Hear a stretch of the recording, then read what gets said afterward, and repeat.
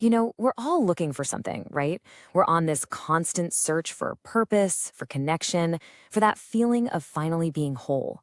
And really, when you boil it all down, it's a search for love. But what if we've been looking in all the wrong places? In this explainer, we're going to walk down a different path, one that doesn't lead out there, but in here. It's the big one, isn't it? The question that kind of starts as a whisper in the back of your mind, but it just gets louder and louder until you can't ignore it anymore. It's what kicks off the whole journey, sending us scrambling out into the world looking for some huge, life-changing answer. But what if the answer isn't out there at all? What if it's way, way closer than we think? And maybe this is it. Maybe this is the simplest and most powerful answer to that question. That at our absolute core, our real purpose is just love, giving it and letting ourselves receive it. It's the one thing that truly makes us feel full. But if it's really that simple, why on earth does it feel so complicated most of the time? Well, here's why. It's because we get so distracted. We start chasing these stories we've been told, these external ideas about what love and success are supposed to look like. And that chase leads us right into some really common and honestly pretty painful traps. And this brings us to a huge paradox.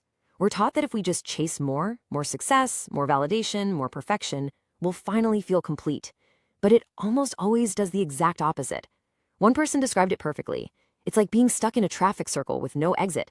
The more you search for more, the less you feel like yourself. You end up feeling empty.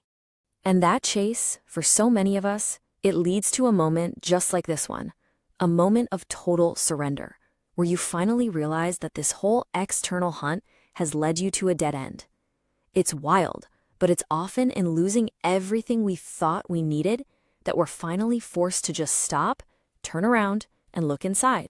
And let's be real, a huge part of this external chase is fueled by what you could call the Hollywood fairy tale. You know the one. It's this romantic idea that we're all just half people, walking around incomplete until we find the one. But this story, it just sets us up for failure. It makes us put this insane pressure on other people to give us a happiness that, honestly, can only ever come from ourselves. Okay, so this brings us to the big turning point. If the answers we're looking for aren't out there, then there's only one other place to look. We have to take the journey inward. We have to stop trying to find a home in other people and start building one right inside ourselves. But what does that inner home actually feel like? Well, it starts with this. It starts with creating a space for just existing. A place where you don't have to perform, you don't have to pretend. You can just be.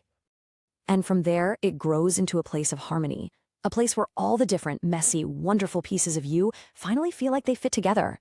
It's a sense of belonging, not to someone else, but to yourself.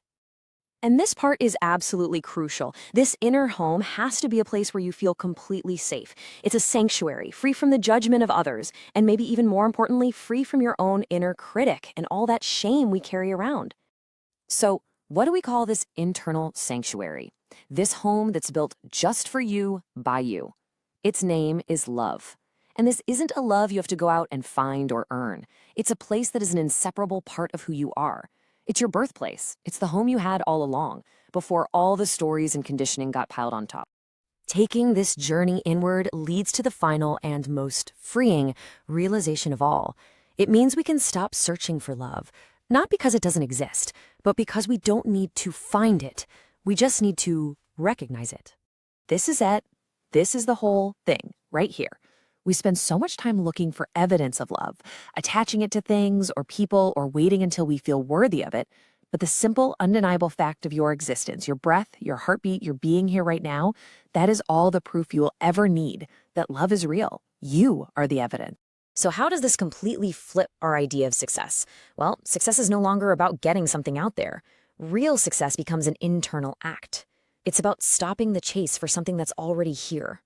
It's about letting go of all those stories and all those why nots that hold you back. And finally, it's about giving yourself permission to just be the love that you already are. And that leaves us with this final question. Because this isn't just a nice idea to think about. It's something to live. If you truly accept that you don't need to find love, but that you are love, what changes? How are you going to show up in the world starting right now?